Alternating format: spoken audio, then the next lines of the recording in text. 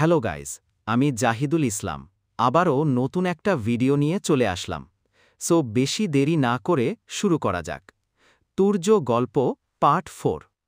রেশমি খুশিতে লাফিয়ে উঠে বলে, সত্যিই যাবি? হ্যাঁ রে বাবা, যাব। রেশমি খুশিতে গদগদ হয়ে বলে ওঠে, লাভ ইউ দোস্ত, you are a great bestie. উম্মা, তোর লাভ তোর কাছে রাখার আমি বুঝেছি তুই আমাকে কেস না খাইয়ে ছাড়বি না। প্যারা নিস না দোস্ত, কিছু হবে না। মেধা আর কিছু না বলে শুধু বলে, আচ্ছা রেডি হ, আমি আসছি। ঠিক তখনই পিছন থেকে মেধা আর কিছু না বলে শুধু বলে, আচ্ছা রেডি হ, আমি আসছি। ঠিক তখনই পিছন থেকে মেধার কাঁধে কেউ হাত রাখে। কারো স্পর্শ নিজের কাঁধে পেয়ে মেধা চমকে ওঠে। বুকের ভেতর দৌড়াতে থাকে হৃৎপিণ্ড। ভয় আর আতঙ্কে মনে মনে ধ্বনি তোলে।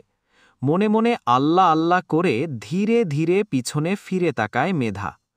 চোখে শয়তানি হাসি নিয়ে আরাফকে দাঁড়িয়ে থাকতে দেখে মেধা রাগী চোখ নিয়ে তাকায় আরাফের দিকে। আরাফ মেধাকে এভাবে ভয় পেতে দেখে হাসতে হাসতে বিছানায় বসে বলে ওঠে, কিরে, ভয় পেয়ে গেলি তো?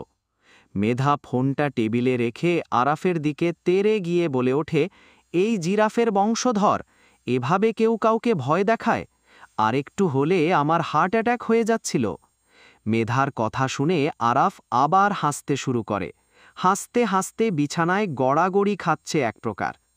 আরাফকে এভাবে হাসতে দেখে মেধা রাগে বিছানার উপর থাকা টেডি বিয়ার দিয়ে আরাফকে মারতে গেলে আরাফ এক লাফে বিছানা থেকে নেমে যায়। এই গাধা, তুই আমাকে মেরে ফেলতে চাস নাকি? অল্প বয়সে বিধবা করার প্ল্যান করছিস? তুই কি সাংঘাতিক মেয়ে, একবার ভাব। পরবর্তী পর্বের জন্য ফটাফট লাইক, কমেন্ট, শেয়ার করুন। নতুন নতুন ভিডিও পেতে চ্যানেলটি সাবস্ক্রাইব করুন।